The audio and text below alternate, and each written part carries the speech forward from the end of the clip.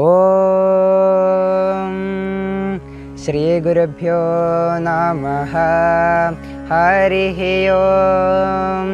ഗണാനാം ത്വാ ഗണപതികം ഹവാമഹേ കവിം കവീനാമുപമശ്രവസ്തമം ജ്യേഷ്ഠരാജം ബ്രഹ്മണസ്പത ആനശൃണ്വന്നോതിഭിः സീദസാദനം. മഹാഗണപതയേ നമഃ. പ്രണോ ദേവി സരസ്വതി വാജേഭിർവാജിനീവതി ധീനാമവിത്ര്യവതു. ആനോ ദിവോ ബൃഹതഃ പർവതാത സരസ്വതി യജദാഗന്ധു യജ്ഞം. വാഗ്ദേവ്യൈ നമഃ. ഓം സ്ഥാപകായ ച ധർമ്മസ്യ സർവധർമ്മസ്വരൂപിണേ അവതാരവരിഷ്ഠായ രാമകൃഷ്ണായ തേ നമഃ. ആധുനിക ലോകത്തിൻ്റെ അവതാര പുരുഷനാണ് ശ്രീരാമകൃഷ്ണദേവൻ. ശ്രീരാമകൃഷ്ണദേവൻ്റെ സന്ദേശം സർവധർമ്മ സമന്വയത്തിൻ്റെ സന്ദേശമാണ്. ശ്രീരാമകൃഷ്ണദേവൻ ഹിന്ദു ധർമ്മത്തിലെ വിവിധ ദേവീ ദേവ ആരാധനയിലൂടെ ദേവന്മാരെ സാക്ഷാത്കരിച്ച് പിന്നീട് മറ്റുള്ള മതങ്ങളിലെ സത്യവും സാക്ഷാത്കരിച്ച് ഒരു വീട്ടിൽ പല വഴികളിലൂടെ എങ്ങനെ എത്തിച്ചേരാം, അതുപോലെ എല്ലാ മതങ്ങളും എത്തിച്ചേരുന്നത് ഒരേ ഒരു ലക്ഷ്യം, ഈശ്വരൻ എന്ന ലക്ഷ്യത്തിലേക്കാണ് എന്ന് സാക്ഷാത്കരിച്ച മഹാത്മാവാണ് ശ്രീരാമകൃഷ്ണദേവൻ. ശ്രീരാമകൃഷ്ണദേവൻ്റെ മഹാസമാധിക്ക് ശേഷം വിവേകാനന്ദ സ്വാമിജിയും മറ്റ് ശിഷ്യന്മാരും, ശ്രീരാമകൃഷ്ണദേവന് 16 ശിഷ്യന്മാരുണ്ടായിരുന്നു, പിന്നെ ഇഷ്ടംപോലെ ഗൃഹസ്ഥ ശിഷ്യന്മാരുണ്ടായിരുന്നു. അപ്പോൾ വിവേകാനന്ദ സ്വാമി മറ്റ് ശിഷ്യന്മാരും പരിവ്രാജകരായിട്ട് ഇന്ത്യയുടെ പല ഭാഗങ്ങളും സഞ്ചരിച്ചു ശ്രീരാമകൃഷ്ണദേവൻ്റെ സന്ദേശങ്ങൾ പ്രചരിപ്പിച്ചു. അങ്ങനെയാണ് ശ്രീരാമകൃഷ്ണ മിഷൻ ഉടലെടുക്കുന്നത്. ശ്രീരാമകൃഷ്ണ മിഷൻ്റെ സ്ഥാപനത്തിന് ശേഷം ഏകദേശം 200-ലധികം ആശ്രമങ്ങൾ, മഠങ്ങൾ ഇന്ത്യയിലുണ്ട്. അതുപോലെ എത്രയോ ആയിരക്കണക്കിന് പ്രൈവറ്റ് ആശ്രമങ്ങളും ഇന്ത്യയിലുണ്ട്. ലോകത്തിലും പല ഭാഗങ്ങളിലും ശ്രീരാമകൃഷ്ണ മഠങ്ങളുണ്ട്, വേദാന്ത സൊസൈറ്റികൾ. ഇതിലൂടെയൊക്കെ ശ്രീരാമകൃഷ്ണദേവൻ്റെ മഹത്തായിട്ടുള്ള ആദർശമാണ് പ്രാവർത്തികമാക്കുന്നത്. സർവധർമ്മ സമന്വയത്തിൻ്റെ ധർമ്മത്തിൻ്റെ സന്ദേശം. അങ്ങനെ 1924 മഹാപ്രളയത്തിൽ തൃശ്ശൂർ അടാട്ട് ഭാഗത്ത് ദുരിതാശ്വാസ പ്രവർത്തനങ്ങളുമായി ബന്ധപ്പെട്ട് ചില സ്വാമിജിമാർ ഇവിടെ എത്തിപ്പെട്ടു. അന്ന് അവരുടെ കൂടെ ശ്രീരാമകൃഷ്ണ ഭക്തനായ ശ്രീ കൃഷ്ണമേനോനും കൂടി ചേർന്ന് ഈ അടാട്ട് ഭാഗത്ത് ദുരിതാശ്വാസ പ്രവർത്തനങ്ങൾ നടത്തി. അങ്ങനെയാണ് ഈ ഭാഗത്ത് സെലക്ട് ചെയ്ത് ശ്രീ കൃഷ്ണമേനോൻ. പിന്നീട് അദ്ദേഹം ത്യാഗീശാനന്ദ സ്വാമിജിയായി. അദ്ദേഹം ഇവിടെ 1927 കുറച്ച് കുട്ടികളെ കൊണ്ട് ശ്രീരാമകൃഷ്ണ ഗുരുകുലം ഹോസ്റ്റൽ തുടങ്ങി.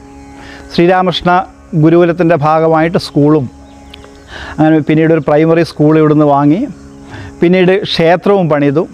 ഈ ശ്രീരാമകൃഷ്ണ ഗുരുകുലം ഹോസ്റ്റലിൻ്റെ തറക്കല്ലിട്ടത് 1934 മഹാത്മാഗാന്ധിയാണ്. മഹാത്മാഗാന്ധി ഇവിടെ ഒരു രാത്രി വന്ന് താമസിച്ച് ത്യാഗീശാനന്ദ സ്വാമിയുടെ എല്ലാ പ്രവർത്തനങ്ങളും കണ്ട് അദ്ദേഹം സന്തോഷിച്ചു.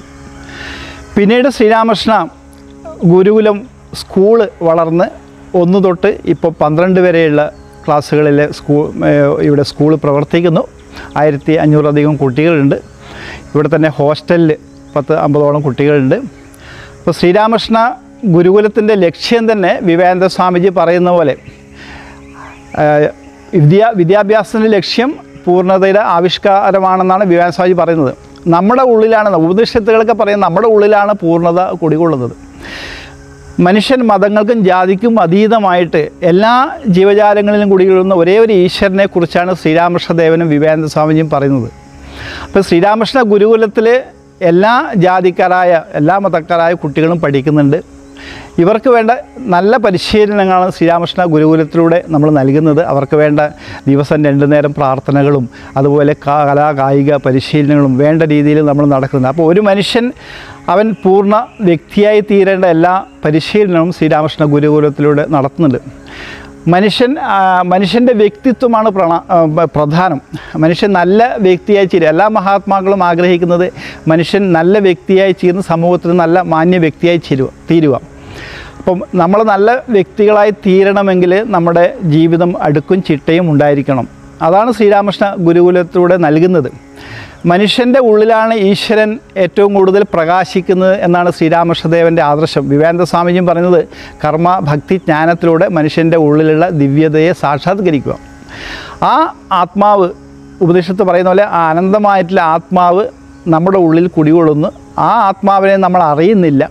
അപ്പോൾ ആ അറിയാനുള്ള വിദ്യയാണ് നമ്മൾ പരിശീലിക്കേണ്ടത്. ഹിന്ദു മതത്തിലെ പണ്ടൊക്കെ ഗുരുകുല സമ്പ്രദായമായിരുന്നു. അപ്പം ഗുരുകുലത്തിൽ ഗുരുവിൻ്റെ അടുത്ത് കുട്ടികൾ പോയിട്ട് പഠിക്കും. അപ്പം ഗുരുവിനെ കണ്ട് കുട്ടികൾ വളരും. അപ്പോൾ അതുപോലുള്ള വലിയൊരു മഹത്തായിട്ടുള്ള ആദർശമാണ് ശ്രീരാമകൃഷ്ണ മഠങ്ങളിലൂടെ നൽകുന്നത്. അപ്പോൾ ശ്രീരാമകൃഷ്ണ വിവേകാനന്ദ സ്വാമിജി പറയുന്നുണ്ട്, മനുഷ്യന് കർമ്മം ചെയ്യുന്നതിലൂടെ, നല്ല കർമ്മങ്ങൾ ചെയ്യുന്നതിലൂടെ മനുഷ്യന് നല്ല വ്യക്തികളായി തീരാൻ സാധിക്കും. അപ്പം പ്രാർത്ഥനകളും അതുപോലെ നിസ്വാർത്ഥ കർമ്മങ്ങളും എല്ലാം ഇവിടെ പരിശീലിപ്പിക്കുന്നുണ്ട്. ശ്രീരാമകൃഷ്ണ ഗുരുകുലത്തിലൂടെ എത്രയോ ആയിരക്കണക്കിന് വിദ്യാർത്ഥികൾ ഈ വർഷങ്ങളിൽ പഠിച്ചു പോയി പല സ്ഥലങ്ങളിൽ, ലോകത്തിൻ്റെ പല ഭാഗങ്ങളിലും ശ്രീരാമകൃഷ്ണ ഗുരുകുലത്തിലെ വിദ്യാർത്ഥികൾ പലതരത്തിലെ ജോലികളും ഏർപ്പെടുന്നുണ്ട്. അപ്പോൾ ശ്രീരാമകൃഷ്ണ ദേവൻ്റെയും അമ്മയുടെയും സ്വാമിജിയുടെയും അനുഗ്രഹങ്ങൾ എല്ലാവർക്കും ഉണ്ടാകട്ടെ എന്ന് പ്രാർത്ഥിക്കുന്നു. ഓം ശാന്തി ശാന്തി ശാന്തി. എല്ലാവർക്കും നമസ്കാരം. എൻ്റെ പേര് പ്രകാശ് കൃഷ്ണ. ഞാൻ 6 വർഷമായി ഇവിടെ പഠിക്കുകയായിരുന്നു. ഇപ്പോൾ ഇവിടെ വാർഡനായി താമസിക്കുകയാണ്. ഞാൻ +2 സംസ്കൃതം വിദ്യാർത്ഥിയും കൂടിയാണ്. ഞാനിപ്പോൾ ഇവിടെ പറയാൻ പോകുന്നത് ഈ ഗുരുകുലത്തിനെ കുറിച്ചും ഇവിടുത്തെ ദിനചര്യയെ കുറിച്ചുമാണ്. ഒരു വ്യക്തിയുടെ സ്വഭാവം രൂപവത്കരിക്കുന്നതിൽ ഏറ്റവും പ്രധാനമാണ് അവൻ്റെ ദിനചര്യ എന്ന് പറയുന്നത്. ഇപ്പോൾ ഒരുവൻ വീട്ടിലാണെങ്കിൽ ഇപ്പോഴത്തെ കാലഘട്ടത്തിൽ ഒരു നല്ല ദിനചര്യ ലഭിക്കാൻ ഭയങ്കര ബുദ്ധിമുട്ടാണ്. അങ്ങനെയുള്ള സാഹചര്യം ഉണ്ടെങ്കിൽ തന്നെ അത് ആചരിക്കുക, അത് ശീലിച്ച് കൊണ്ടുവരാമെന്നുള്ളതും അതിനും വലിയ പ്രയാസമാണ്. ഇപ്പോൾ ഈ ഗുരുകുലത്തിലാണെങ്കിൽ കായികാഭ്യാസവും ക്ഷേത്ര ദർശനവും പഠനവും സത്സംഗവും എല്ലാം ഒരുമിച്ചിട്ടുള്ള ഒരു ദിനചര്യയാണുള്ളത്. ഒരു മനുഷ്യൻ്റെ വ്യക്തിത്വം രൂപീകരിക്കുന്നതിൽ ഏറ്റവും പ്രധാനപ്പെട്ട ഒന്നാണ് ദിനചര്യ എന്ന് ഞാൻ പറഞ്ഞുവല്ലോ. അപ്പോൾ ഇവിടെയുള്ള ഈ ദിനചര്യ ആരെങ്കിലും ഒരാൾ കൃത്യമായി ഒരു പിഴവും കൂടാതെ അവൻ പാലിച്ചു വരികയാണെങ്കിൽ അവൻ്റെ വ്യക്തിത്വ രൂപീകരണത്തിന് വേറെ ഒന്നിൻ്റെയും ആവശ്യകതയുണ്ടാവില്ല. കാരണം ഈ ദിനചര്യ കൊണ്ട് അവന് ത്യാഗവും സഹനവും സ്നേഹവും ക്ഷമയും എല്ലാം പഠിക്കുവാനുള്ള അവസരമുണ്ടാകുന്നതാണ്. ഒരു സംഗീതത്തിൽ എങ്ങനെയാണോ ശ്രുതിയും താളവും രാഗവും എല്ലാം കൃത്യമായ ഇടവേളകളിൽ മാറ്റം വരുത്തിക്കൊണ്ട് സംഗീതത്തിനെ മനോഹരമാക്കുന്നത്, അതുപോലെ കൃത്യമായ ഒരു ദിനചര്യ ആ ചിട്ടയായൊരു ശീലത്തിനെ ഉണ്ടാക്കുകയും അവൻ്റെ ജീവിതത്തിനെ മധുരമായ സംഗീതം കണക്കെ സുന്ദരമാക്കുകയുമാണ്. പക്ഷേ എങ്ങനെയാണ് ഒരു സംഗീതം കൃത്യമായ താളത്തിലും ലയത്തിലും വരാതെ അരോചകമായി തീരുന്നത്, അതുപോലെയായിരിക്കും അവൻ്റെ സ്വഭാവം എന്ന് പറയുന്നത്. ചിട്ടയില്ലാത്തൊരു മനുഷ്യൻ്റെ ജീവിതം പാഴ്ജന്മമാണെന്നാണ് പറയുക. അപ്പോൾ ഒരുവൻ്റെ ജീവിതത്തിന് കൃത്യത വരുത്തുക എന്നുള്ളതാണ് ഈ ദിനചര്യയുടെ ഒരു പ്രധാനപ്പെട്ട ലക്ഷ്യം. ഒരു ചെടി വളർന്നു വരികയാണെങ്കിൽ ആ ചെടിയെ നമ്മൾ വേലി കെട്ടി സംരക്ഷിക്കുകയും അതിന് വേണ്ട വളവും ജലവും മറ്റ് വസ്തുക്കളുമെല്ലാം യഥാസമയം യഥോചിതം നമ്മൾ കൊടുക്കാറുണ്ട്. അപ്പോൾ അതുപോലെ വളർന്നു വരുന്ന സമൂഹത്തിന് സംരക്ഷണം കൊടുക്കുകയാണ് ഈ ആധുനിക ലോകത്തിലെ ഭയങ്കരന്മാരായ ഈ മാധ്യമങ്ങളിൽ നിന്ന് കുട്ടികൾക്ക് സംരക്ഷണം കൊടുക്കുക എന്നുള്ളതും കൂടി ഈ ദിനചര്യയുടെ ഒരു പ്രധാനപ്പെട്ട ലക്ഷ്യമാണ്. രാമകൃഷ്ണ, വിവേകാനന്ദ, ശാരദാദേവി ഈ മുതലായവരുടെ ജീവിത ആദർശത്തിനെ അടിസ്ഥാനപ്പെടുത്തിയിട്ടാണ് ഇവിടെയുള്ള ദിനചര്യ രൂപീകരിച്ചിട്ടുള്ളത്. അപ്പോൾ ഏതെങ്കിലും ഒരു വ്യക്തി ഈ ദിനചര്യ പരിപൂർണമായി പാലിക്കുകയാണെങ്കിൽ അവൻ്റെ ജീവിതത്തിലെ 50% പ്രയത്നവും ഇവിടെ തന്നെ തീരുകയാണ്. കാരണം അവൻ്റെ വ്യക്തിത്വത്തിനെ രൂപീകരിക്കുന്നതിനുള്ള ബാക്കി 50% അവൻ സ്വീകരിക്കുന്ന ആദർശമാണ്. അതിന് എന്ത് ആദർശം സ്വീകരിക്കണം എന്നുള്ളത് അവൻ ഈ ദിനചര്യ പരിപൂർണമായി പാലിക്കുകയാണെങ്കിൽ അവന് മനസ്സിലാകുക തന്നെ ചെയ്യും. സ്വാമി വിവേകാനന്ദൻ പറയാറുണ്ട്, നിങ്ങളൊരു ആദർശം സ്വീകരിച്ചിട്ട് ആ ആദർശത്തിന് വേണ്ടിയിട്ട് നിങ്ങളുടെ ജീവിതം ഒഴിഞ്ഞു വെക്കണമെന്ന്. അപ്പോൾ ഇവിടെ നടക്കുന്ന പ്രയത്നവും അതുതന്നെയാണ്. കുട്ടികൾക്ക് വേണ്ട ആദർശം അവർക്ക് മനസ്സിലാക്കി കൊടുക്കുക. ഭാരതത്തിന് വേണ്ടത് ഒരിക്കലും ഉറങ്ങുന്നവരെയോ ബലഹീനരെയോ അല്ല, പകരം സിംഹം കണക്കെ ധൈര്യമുള്ളവരെയും അതുപോലെ ശൗര്യമുള്ളവരെയുമാണ്. അപ്പോൾ ഈ ഗുരുകുലത്തിൻ്റെ ആത്യന്തിക ലക്ഷ്യമെന്ന് പറയുന്നത്, ഈ ദിനചര്യയുടെ അതിൻ്റെ പരമോന്നത ലക്ഷ്യമെന്ന് പറയുന്നത് എന്താണ്? ഈ കുട്ടികളെ യഥോചിതം ഭാരതത്തിനും സമൂഹത്തിനും ഈ ലോകത്തിന് തന്നെ ഉപകാരമുള്ളവരാക്കി മാറ്റുക എന്നുള്ളതാണ് ഈ ഗുരുകുലത്തിൻ്റെയും ദിനചര്യയുടെയും ലക്ഷ്യം.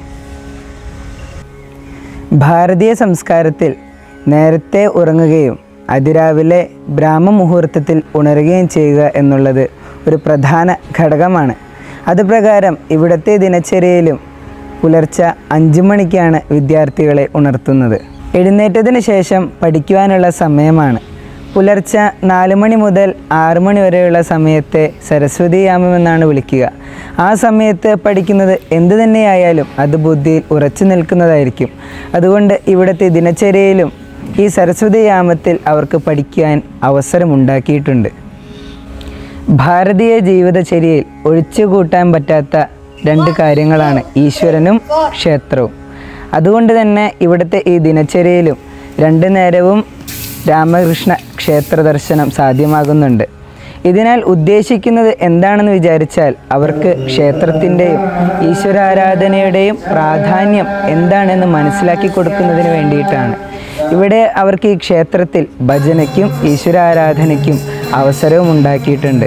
ഇതിനാൽ തന്നെ അവർക്ക് ഈശ്വരവിശ്വാസവും അതുപോലെ തന്നെ ഭാരതീയ സംസ്കാരത്തോടും അതുപോലെ ക്ഷേത്രത്തിനോടുമുള്ള വിശ്വാസം വർദ്ധിക്കുകയും ചെയ്യുന്നതാണ്.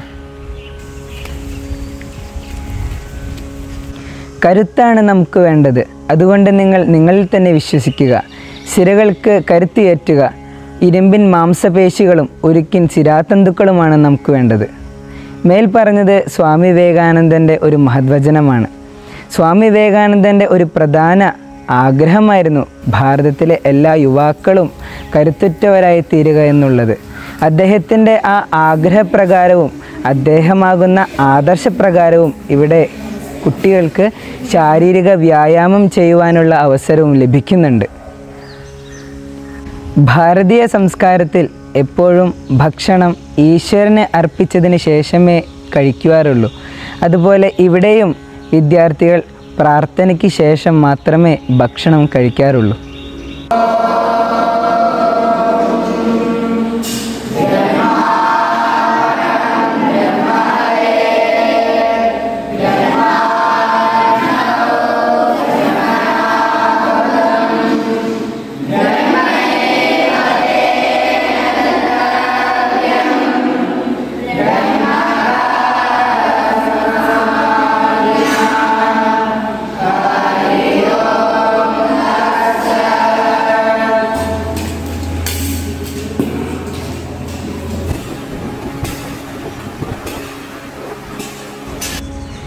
കുട്ടികൾക്ക് ഏറ്റവും കൂടുതൽ ആവശ്യമുള്ളതാണ് അവരുടെ കായിക ശക്തിയും മാനസിക ശക്തിയും.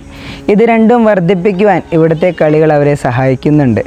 അതുമാത്രമല്ല, അവരുടെ ഉള്ളിലുള്ള സംഘമനോഭാവം, അച്ചടക്കം, നായകത്വം, ഉത്സാഹം മുതലായ ഗുണങ്ങളും വർദ്ധിപ്പിക്കുവാൻ ഇവിടുത്തെ കളികൾ അവരെ സഹായിക്കുന്നുണ്ട്.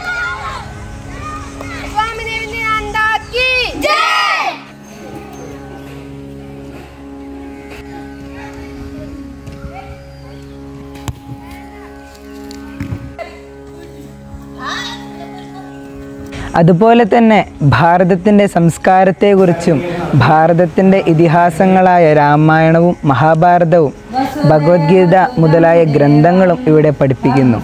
ഇത് പഠിക്കുന്നത് കൊണ്ട് അവർക്ക് ഭാരതീയ സംസ്കാരത്തെക്കുറിച്ചും ഭാരതത്തിൻ്റെ ഇതിഹാസങ്ങളെക്കുറിച്ചും ഭാരതത്തിൻ്റെ ചരിത്രത്തെക്കുറിച്ചുമുള്ള ബോധമുണ്ടാവുകയും ചെയ്യുന്നു. ഇതിനു വേണ്ടിയിട്ട് പ്രഗത്ഭരായ അധ്യാപകർ തന്നെ വന്ന് ക്ലാസ്സുകൾ നയിക്കുകയും ചെയ്യുന്നുണ്ട്. ഈ ക്ലാസ്സുകളുടെ ഉദ്ദേശം എന്ന് പറയുന്നത് അവർ ഭാരതത്തിൻ്റെ സംസ്കാരവും ഭാരതത്തിൻ്റെ ചരിത്രവും അവരുടെ ഈശ്വരൻ്റെ പിന്നിലുള്ള കഥയും അറിഞ്ഞിരിക്കുക എന്നുള്ളതാണ്. അതുപോലെ കുട്ടികളുടെ മാനസികോല്ലാസത്തിലും ഇവിടെ ശ്രദ്ധ കേന്ദ്രീകരിക്കുന്നുണ്ട്. എല്ലാ ഞായറാഴ്ചയും കുട്ടികളുടെ മാനസികോല്ലാസത്തിന് വേണ്ടി ഇതുപോലെയുള്ള വീഡിയോ പ്രദർശനങ്ങളും ഇവിടെ ഉണ്ടാകുന്നതാണ്. ഒരു ദിവസം ചെയ്ത പ്രവൃത്തികൾ മുഴുവൻ ഈശ്വരന് അർപ്പിക്കുക എന്നുള്ളത് ഭാരതീയ സംസ്കാരമാണ്. അതുപ്രകാരം ഇവിടെ കുട്ടികൾ രാത്രി ഉറങ്ങുന്നതിന് മുമ്പ് അതേ സങ്കല്പത്തോടു കൂടിയുള്ള മന്ത്രം ചൊല്ലിയിട്ടാണ് കിടക്കുന്നത്. അപ്പോൾ ഈ സങ്കല്പത്തിൽ നിന്ന് അവർക്കൊരു കാര്യം മനസ്സിലാകും. എപ്പോഴും താൻ ഈശ്വരന് എല്ലാ കർമ്മങ്ങളും സമർപ്പിക്കുമ്പോൾ അന്ന് താൻ ചെയ്ത ദുഷ്കർമ്മങ്ങൾ കൂടി ഭഗവാന് അർപ്പിക്കേണ്ടി വരുമോ എന്നുള്ള ദുഃഖം കാരണം അവർ പിറ്റേന്ന് ചിലപ്പോൾ അവരുടെ ആ ദുഷ്കർമ്മങ്ങളുടെ എണ്ണം കുറയ്ക്കുവാൻ ശ്രമിക്കുന്നതായിരിക്കും. അപ്പോൾ ഇതുപോലെ നല്ല സങ്കല്പത്തോട് കൂടിയിട്ടാണ് ഉള്ള മന്ത്രം ചൊല്ലിയിട്ടാണ് അവർ ഉറങ്ങാൻ കിടക്കുന്നത്. നമ്മൾ കണ്ട ഈ സകല പ്രവർത്തനങ്ങളും സമൂഹത്തിൻ്റെ നന്മയ്ക്ക് വേണ്ടിയിട്ടുള്ളതാണ്. അതുകൊണ്ട് ഗുരുകുലത്തിൻ്റെ ഈ പ്രവർത്തനങ്ങൾ കാലാകാലങ്ങളോളം നീണ്ടു നിൽക്കട്ടെ എന്ന് രാമകൃഷ്ണദേവനോട് പ്രാർത്ഥിച്ചുകൊണ്ട് ഞാൻ എൻ്റെ വാക്കുകൾ ഉപസംഹരിക്കുകയാണ്. ഓം ശാന്തി ശാന്തി ശാന്തി. ഹരി ഓം തത്സത്. ശ്രീരാമകൃഷ്ണാർപ്പണമസ്തു.